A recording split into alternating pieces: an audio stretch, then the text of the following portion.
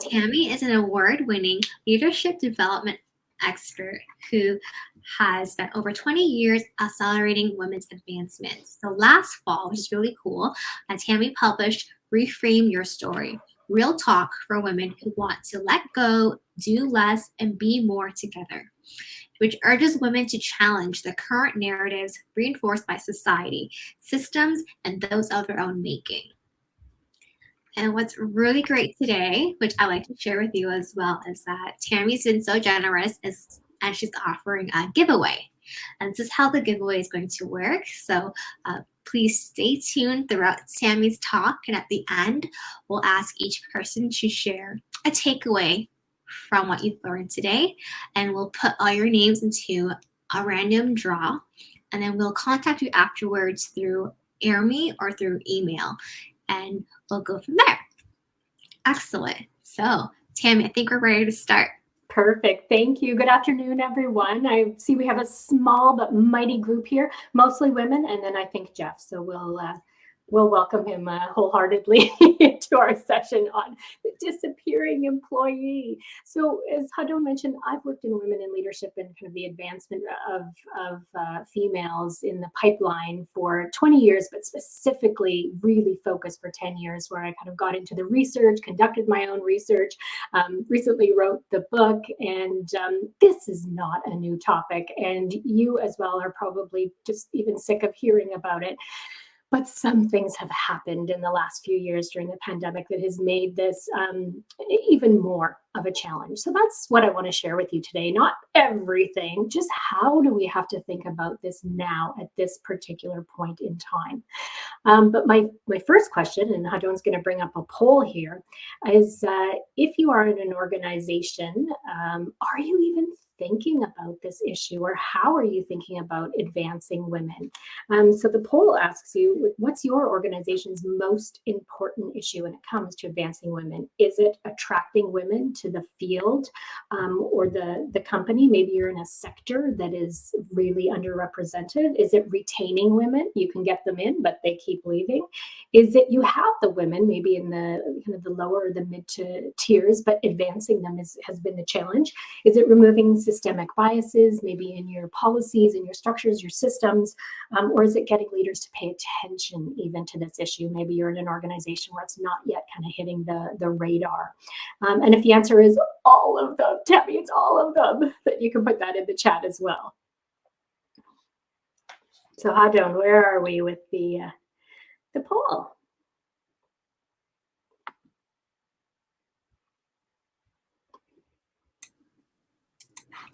All right, so everyone should be able to see the poll on your screen.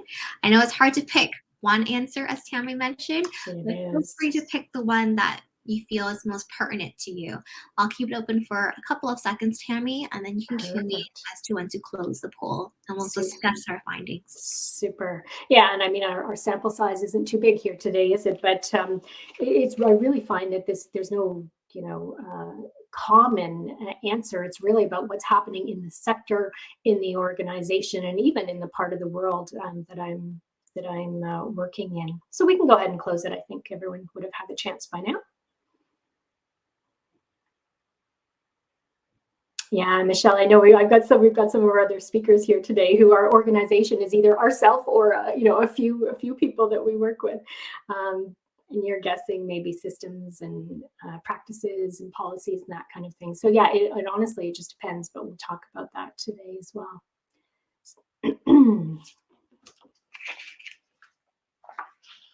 All right, do we have the results here?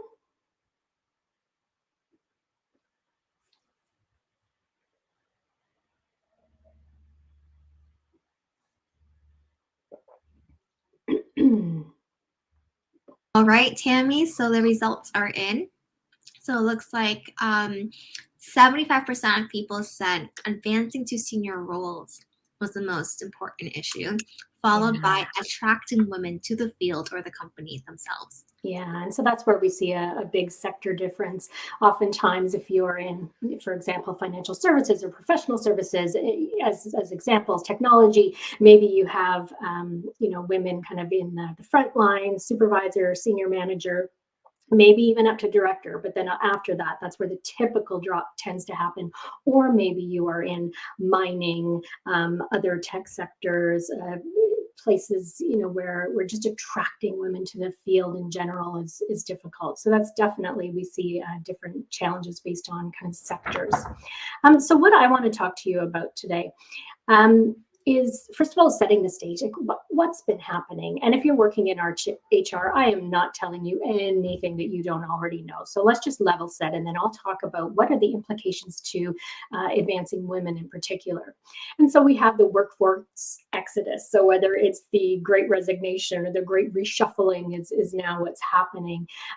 In North America in particular, what they're saying is that at the beginning of the pandemic, there were in certain sectors, I think in the U.S. it was 2.1 million people or women had left jobs, and so the RBC had a report in the last year, and they said we've gone back almost 30 years in terms of workforce labor participation rate for women, and that's just astonishing. And a lot of those women are returning to school and whatnot. But this is a critical issue, certainly for the advancement of women. Or we've kind of stayed in our jobs and we are experiencing what this woman in the picture is experiencing. And you may are or have experienced this yourself, and mental health crisis as women were taking on most of the load in kind of the home and doing double duty. I myself had a young mother with 3 children knock on my door at the height of the pandemic and just exasperated said, I know, there's this contagious thing we're calling COVID, but do you think your daughter, who is a teenager, could come and look after my kids even for 2 hours, even just sit and play with them for 2 hours so that, we can do our most important work meetings. So this mental health crisis is also critical, not just for women, obviously, and all the studies would show that it's most prevalent for women. And then the third is really uncertain, not workplace, but workplace. Literally, where am I sitting my butt? And when is that going to change? And do I want it to change? Can I work from home? Do I want to work from home? Emma, are we going into the office? Am I forced to be going into the office? And it may not match the corporate policy with my desires. And for women, research is showing that they are more apt to choose these flexibility policies, and yet they are scared to death that is going to set their career back even more. So these are the things that are happening. Now, what I want to talk to you about is to crack this, getting more women in leadership, in fields that are underrepresented, in boards, right up to C-suite and boards, to crack this nut once and for all. Of course, it's going to take more than just one thing. It takes 3 levers to kind of shovel us out of this problem we're in. And what I'm going to talk to you about today is just what's top of mind with the first one. What's on the mindset of women right now, and what are some of these actions and mindsets that need to shift? What are some of the culture implications in our organizations that need to shift, and the leadership expectations or competencies? And then third, policies and systems. What are those that seem like a really good idea but might backfire despite your best intentions? So let's start with the first one. Kind of what's top of mind now. And this is one of the first things I hear from almost any organization. It does not matter what topic I'm speaking on, what workshop I'm delivering with women. I'm always asked, how do I remain relevant? How do I gain profile? How do I continue to advance? And especially if I am, working in this hybrid environment, or if I am, choosing to go remote 100% of the time. And there was some really interesting research by the Skim that said almost half of millennial aged women, so between 25 and 40, those prime years for family planning, knew that flexibility would be really important to their whole life, but they were afraid that it would set their careers back. And over half of them said that they would return to the office if they knew that the majority of the men were. Now, what an awful, criteria to have to make your decisions based on. Is someone else going to be going in? Then I have to as well. But this is what's on the mind, and because it's this fear of, will anyone see me? How do I network?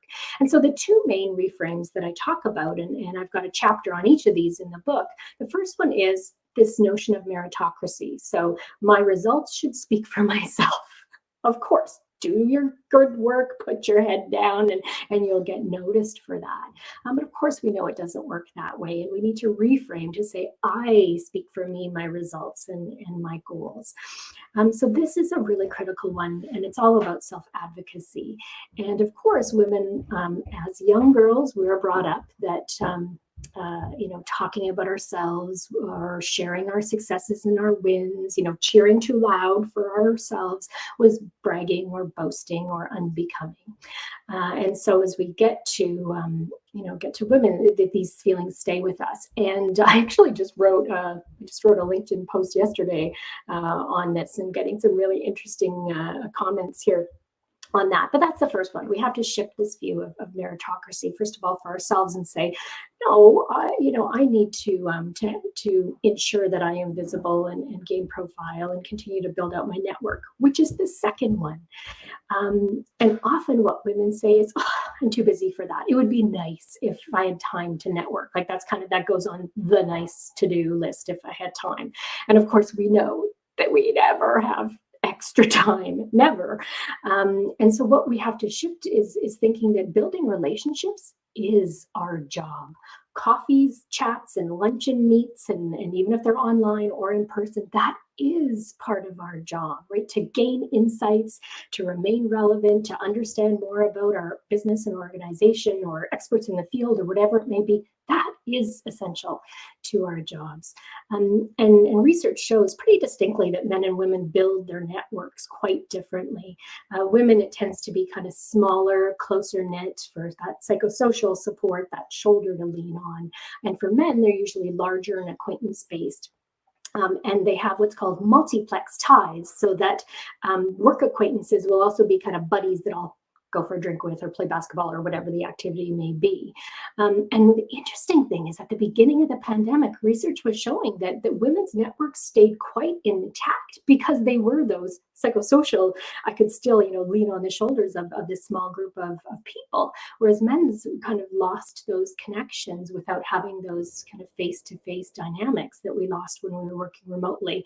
I suspect it's evened out now, and it's kind of gone back to where we are, where mentorship and sponsorship just remains absolutely critical for women. So this is one of the big top of mind challenges. And if you have the mandate in your organization, or if you're helping clients understand kind of what are the support, what are the things we need to be paying attention to, this is a big one for women. The second top of mind challenge that I will talk about, and I can talk about this one all day, is how can I get out of the weeds? I am just barely surviving here, trying to, get the work done and then do the second shift at home and get that work done. And the interesting thing here is that women actually have such immense pride in our execution abilities, our ability to multitask. But what happens, of course, is that we get known as great tactical executors and not strategic. And of course, if we want to advance in organizations, or maybe your goal isn't to advance, maybe it's just take on different work or a meaty project or get into that meeting that I've been trying to get into, being perceived as strategic is one of the holy grails to doing those things. A number of years ago, I did my first 360 assessment, and I got back the results that I was more tactical than strategic. And I thought, okay, well, that's really interesting, because first of all, I knew I had that capability, as do many women. I went to business school. I was building a business within the company. I created programs that taught other leaders how to be strategic. So I'm like, how is this happening that my 360 results are showing this? Well, of course, no one had view to my strategic capabilities, and I was so in the weeds doing the work that I wasn't lifting my head to the horizon to look at any strategic priorities, nor was I communicating those to my team. So, of course, the perception was that I wasn't a strategic leader. Once I started to shift that, once I started to build my influence, once I started to engage active mentors and sponsors, those perceptions shifted, and I was actually promoted 4 times in 6 years. So this one is huge because women delegate less, they are volunteered more often, they are voluntold more often. If they say no to things, they are penalized more often. So everything around us is keeping us in the weeds, and it's time to be the leaders that say, hey, all right, we're going to help kind of get out of this and use the strategic capabilities that we know these women have. So this is kind of the I'd say the second kind of really big thing that's on the minds of women right now. Just keeping my eye on the chat here, see if there's anything. Okay, so let's shift to how do we need to rethink leadership expectations, and that's the theme of this whole entire day is evolving leadership and what it means now. And I was giving kind of this exact same talk to HR executives, and I just came out with this line. I said, you know what? I think it's time to just blow up our competency models. Like, let's just blow them up and start from scratch. And they laughed. And then they said, yeah, actually, that's probably right. Why? Because it has never been harder to be a leader. And we say that every generation, and we say that every, decade, and then every few years. But really, I think now, right, when we look at what's happening with, oh my goodness, not only the pandemic, but everything around equality and diversity and belongingness, and in every form that's happening in the world, climate change, logistics and operations, like, oh my goodness, right? Then we throw in this, oh, and hey, remember we were working on advancing women? Remember that? It's just so much. So I believe we should blow up our competency models and start from scratch. And a number of years ago, and it was quite a few years ago, one of the big banks here in Canada actually did that before any of this kind of madness started happening. And they were brave enough to use the word human and humanity. And of course, now we look at that and we say, oh God, that's, back then it was progressive, but now we're just craving empathy and emotional intelligence and humanity, like all the things we're talking about today. I think that bank had it right, but you can imagine how that was perceived by those leaders back then. But they were onto something. So when it comes to kind of diversity and inclusion and advancing women is what I'm talking about. These are the reframes I'd like to see, kind of the leadership expectations. We need to move our culture from that of the ideal worker to ideal outcomes.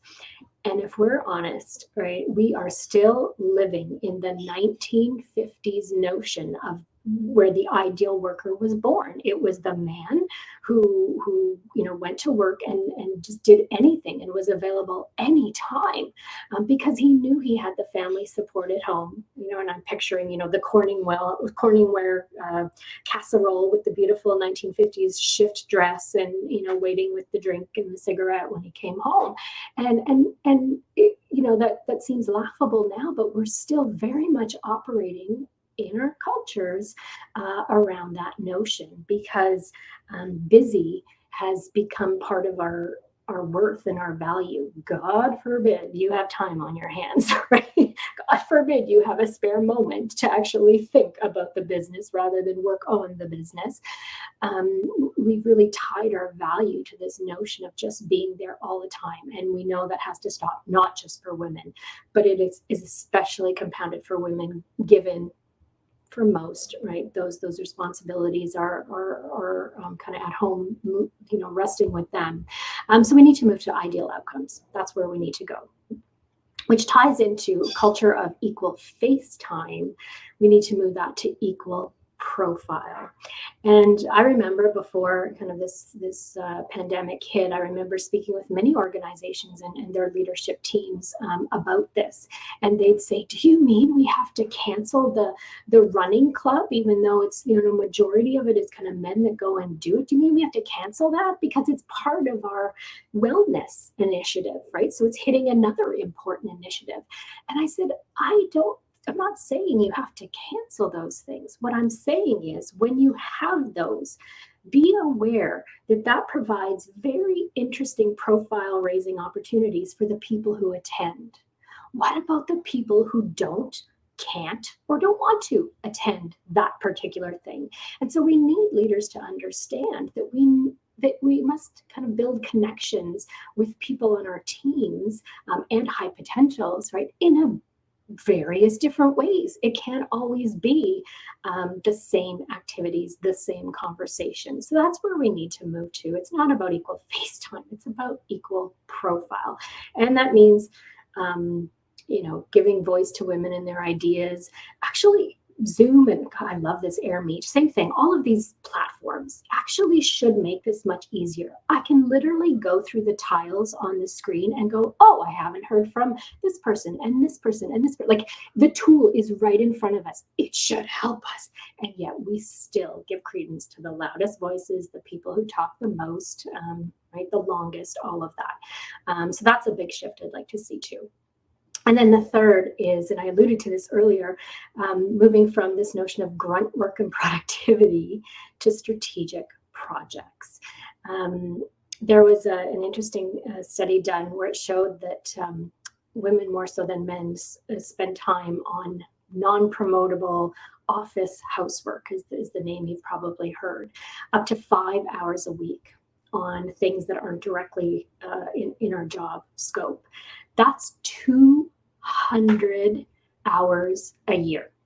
If I told you you had 200 extra hours to do strategic things, maybe to sleep more, maybe to get exercise, to do anything, see your family more, whatever, 200 hours when you take it, right? And yet, again, women are volunteered more, and we pick them up. Sure, I'm happy to help. Sure, I'll take that on, because we're raised to believe that good team players say yes, and we need to shift that, and managers need to look out for that. And one of the big ones now, of course, in the latest McKinsey and Lean-In report, was that diversity and inclusion work, right? And again, mostly headed up either by a woman, I know there's men in this space, absolutely, or the volunteer group of mostly women who take these on as a committee. And it's not being valued, it's not being paid, and it's not seen as the critical business issue that it is and the impact that it's bringing to the organization. Rather, it's viewed as kind of a something happening on the side. So that's one of the kind of, they were labeling it the latest kind of unappreciated, unpromotable grunt work projects, and it just can't be that. So that's the kind of the big shifts. Of course, there's more, and some of our speakers today have spoken on kind of more of the leadership expectations I saw in other sessions. But for me, this is big when it comes to advancing women in leadership. Let's just spend a few minutes now on policy watchouts. So it's actually pretty easy to create a policy, right? Write it up, get it approved, right? Put it on the internal SharePoint site. Check, we've done some progressive policies. But the culture will eat your policies every single time. And so flexibility, the first one you see there, was the panacea for working families, right? Oh, we'll just provide a flexible workforce, or flexibility that you can leave, or whatever it may be. And this was even before the pandemic. But what happened is, and I've heard people, I've interviewed women who said, oh, sure, we had a flexibility policy, but I didn't dare use it. Why? because it was likened to accommodation. If you leveraged the flexibility policies, you weren't as committed, you weren't as driven, you wouldn't be as visible. So again, that was even before pandemic. It's exacerbated the issue now. So flexibility can't be seen as an accommodation. It has to be seen for what it is, the way we're working in the world now. The other thing that's happened is flexibility was also equated with being always on. So sure, maybe bosses said, yeah, work when you want, but then that meant responding to emails at 2 and 3 in the morning, or, driving to do something, and then all of a sudden you feel like you immediately have to respond because something came in. So it, again, didn't have the impact that the workers were hoping. One of the most really the saddest quotes I saw, it was on one of the social media feeds, but it was a mother who said the only difference between kind of the beginning in the pandemic and now, the only difference is that people stopped asking how I was doing. Right. So nothing's really changed. I mean, schools are kind of open and closed, but with cases, sometimes your kids home, sometimes we're isolating. So things have maybe improved a little bit, but it's still every day to day we're going, oh my God, what are we going to have disrupt today? And so, that all of that is still there. And yet, right, yet we feel this immense guilt towards leveraging these flexibility policies. So the other thing I've been looking at is that women especially are worried that there was and is support around the pandemic, but what does it look like once we get into further phases? Will that support still be there, or will it be rescinded? So for the organizations that are doing a great job of this, and there are, of course, thankfully, they're scared that that's going to go away. So that's flexibility. The second one I'm really worried about is pay equity. And a lot of organizations did some really good work, equalizing pay, equalizing and having pay equity. And then kind of things go crazy when, again, great reshuffle, great resignation. And my fear is, with all of this moving around, that women will not negotiate again for what they're worth. I have the suspicion that as especially organizations that are bringing in a lot of new talent, that equity and equality could be an issue again. So I would just say keep an eye on that. And then the third one is just measuring and mapping career arcs. And what I mean by that is there was a senior leader. He looked after a sales team, and unfortunately they had to restructure and let go some people. And every single person let go was a woman. There was 3 women let go, not a single man. And his man was in tears. He was legit. Like, I looked at every criteria, and I really wanted this not to happen. But as he was looking at shrinking his sales force, the women were extremely specialized in their sales expertise, and the men tended to have more generalized experience. So as he was shrinking, he wanted people that could cover more, and he just couldn't see any way around it. And when I shared with him the research around, what's interesting is at the World Economic Forum, there was some research presented, and it asked people, for the jobs that you love, why do you love them? Right? Why do you love them? Is it because you get to use your well-honed expertise, or is it because you can continually learn, stretch, and grow? And it was almost unanimously, like, vast majority of the women said, I love my job when I'm in my well-honed expertise, when I'm a specialized expert. And for the men, it was, I'm solving new things, I'm stretching, I'm growing all the time. So there you go, right? So how do we translate that into different coaching opportunities, in different talent management discussions, in different succession and calibration sessions, all of those talent management practices that we look at? How do we go, okay, if maybe there's something to this research, how do we help women understand the implications of really, right, going into a domain expertise? How do we help them stretch into other areas if that's part of their career goals, and maybe we can just help nudge them a little more that way. So that's kind of what is on my mind, right? And understanding what's happening. So now that's kind of the end. I just wanted to share with you a few examples of those three levers. So I'd love to hear from you. What are you thinking about?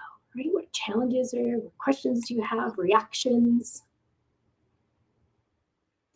All right. I just wanted to thank you, Tammy, for your conversation. And I definitely learned a lot from it. So feel free, everyone, to ask a question through the Q&A function. We can invite you on stage as well. And also, here's your chance to share your takeaway. Absolutely. So let's see that. And I know I kind of gave you a fire hose of information here, but I wanted to just pick a few things that that I'm really, seeing and hearing a lot of, not only from women, but from organizations. So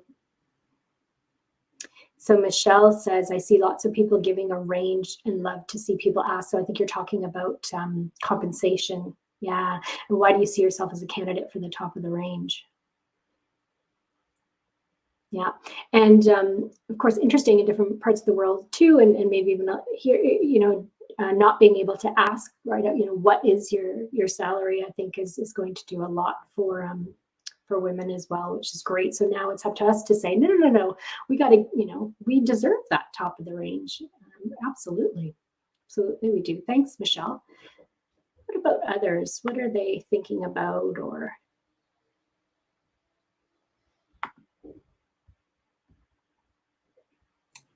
I did have a quick question to ask you, Tammy. Yeah. Just, from our conversations. My question was, you just talk about, getting out of the weeds to be more strategic. And I'm definitely someone who's like that. I just want to be heads down. Don't bother me. Don't pick me. Let me do my thing. And then after that, I'm like, well, did I actually get to work on, bigger projects and create an impact, right? So there are some tactics that we can do to kind of shift our thinking. And yeah, absolutely. So there's a couple of things that come to mind. So first of all, if I remember, if I have a pen here, I'll give you kind of 3 tips. So one is really do some work on being clear. What is my value? What is my unique value? What kind of impact do I want to have? And I'm really, really, right, could be relied on that. And that I want to stretch into, right? So what's my value kind of today and moving forward, and feel really good about that. So that kind of gives your baseline for your strengths, your accomplishments, and maybe some things that you want to work towards. Second thing I would say is make a to-don't list. We are all so good at making to-do lists, right? Make a to-don't list. And then we got to stick by it. So then that leads to tip number 3 is how do we have conversations with maybe it's our manager asking us to do something or someone else. And we don't want to necessarily, phrase it as, well, I don't want to do that. It's more about, here's kind of the value add that I'm having. Here's kind of what I want to move to. And I feel if I say yes to that, and believe me, I want to, because every pore in my body is telling me that I should say yes to this, I'm afraid that it's going to dilute my focus here. What's your reaction to that? How can we, right? And I often was asked for many things. And when I started to have this reframe, that's what I would say. And then I would offer an alternative. Okay, rather than taking this whole thing on, I will meet with the appropriate person and I will give a brain dump in my head for 2 hours, or I will review their presentation before they go and give it, or I will coach them, as much as possible in an hour to make them ready for that meeting, or whatever it is. So, I can give this, but I'm not saying yes to this because it's diluting what the organization is counting on me to deliver. So those are just kind of 3 thoughts. What's Leanna saying? We need to create opportunities for women to work on strategic initiatives. Absolutely.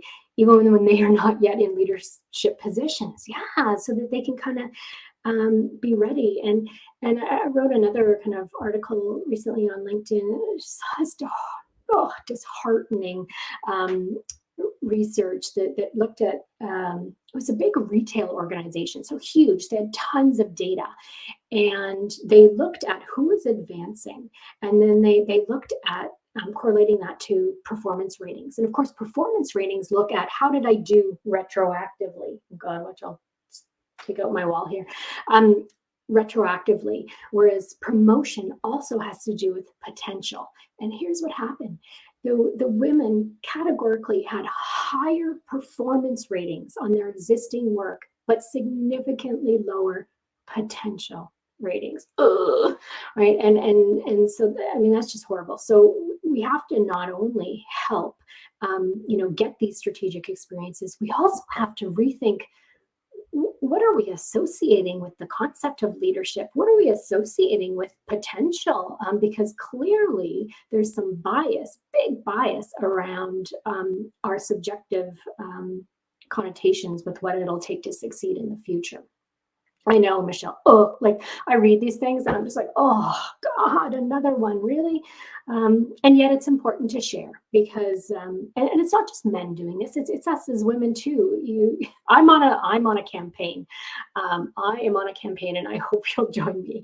And this year's theme for International Women's Day is "Break the Bias," right? And I'm trying to say, let's break the biggest bias, and that's the old think male, think manager, or think manager, think male stereotype. It was coined in the 1970s, and it's very much still alive today. And so I'm on a mission to say, think leadership, think female. And it's all of us. We all have these automatic associations with masculine and male characteristics with leadership, assertiveness, charisma. There's just a bunch of them, and we need to break that. What else? We got Leanna, we got Michelle.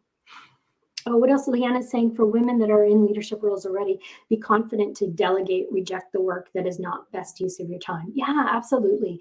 That's a great one, Leanna. And it's interesting is as I was writing the book, I was looking at a lot of research with regards to delegation, but also office politics, like a whole bunch of topics. And when women could reframe the activity in the sense of the communal, we were more apt to engage in the behavior. So, for example, if I think of delegation as a dumping ground, as, oh, they're so busy, I can't ask them to do that. Okay, I'll take it on myself. I'll keep it myself. Then we don't do it. But if I say, actually, delegation is about helping them stretch and grow as well. It's about offloading, things, sure, but so that I can focus on the strategic things, which is actually what I'm being paid for. That brings more value to the team and the organization and our customers and whoever else we're serving, right? If I can frame it in the communal, then we're more apt to do it. So I thought that was good research as well. Cool. So any other last thoughts from anyone? I'll just share with you that so we did our takeaway. If you want to connect with me on LinkedIn or Instagram, or I have a newsletter called Think Leadership, Think Female. And my goal for that really is to stay abreast of what's happening, certainly with the research and how we can reframe the stories for all women. So my newsletter isn't about selling things. It's about giving, especially HR and coaches, information that they can use in their organization or with their clients. So that's, people tell me that it's actually quite helpful. So if you want to, it's monthly, so you're not getting spam from me all the time. It's just once a month. So Hadon, it looks like we have 3 people who potentially you can draw for the book. And if you're comfortable giving an address to send it to, then we will absolutely get that in the mail for you. Excellent. All right. I just want to thank Tammy so much for taking time out of your busy day to share your insights with us, and for everyone today who also took time out of your busy schedules to join us at Social HR Camp.